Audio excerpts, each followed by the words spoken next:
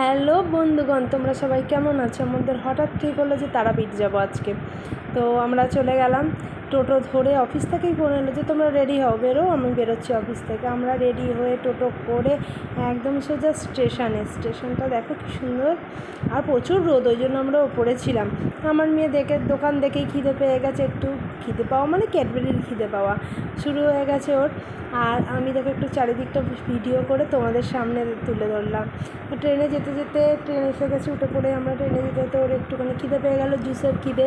ও juice খাচ্ছে, আমি একটু ভিডিও করছি, ও আর চোখে দেখছে, দিয়ে একটু পোজ নিয়ে নিল যে মা ভিডিও করছে, আমি একটু পোজ নিয়ে নিই। ব্যাস, দিয়ে আবার খেতে আরম্ভ করে দিয়েছে। দিয়ে আমার বর তো কাজের শেষ নেই, অফিসে কাজ, বাড়িতে ছুটির দিনে কাজ, ট্রেনে কাজ, ওর কাজ চলতেই রয়। আমি আর আমার মেয়ে ছিলাম। আমরা রেডি হয়ে ফ্রেশ হয়ে চলে গেলাম মায়ের ওখানে। প্রচুর বৃষ্টি এসছে, অর্ধেক রাস্তা যেতে যেতে প্রচুর বৃষ্টি, কিছু করার নেই। মাকে দর্শন করতে এসছি আর মাকে দেখবো না? আমরা ঢুকে পড়েছি মন্দিরে, প্রচুর ভিড়। আমি আর আমার মেয়ে তো ঢুকতেই পারিনি।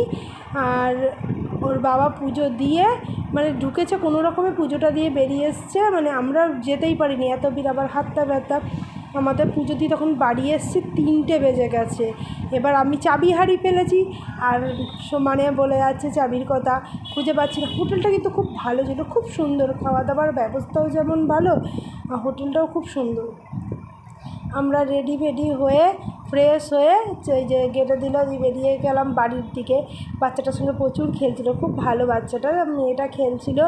এত খিদে পেয়ে গেছে, আমরা বর্ধমান স্টেশনে এসে আগে ট্রেন না ধরেই আমরা খেতে চলে গেলাম।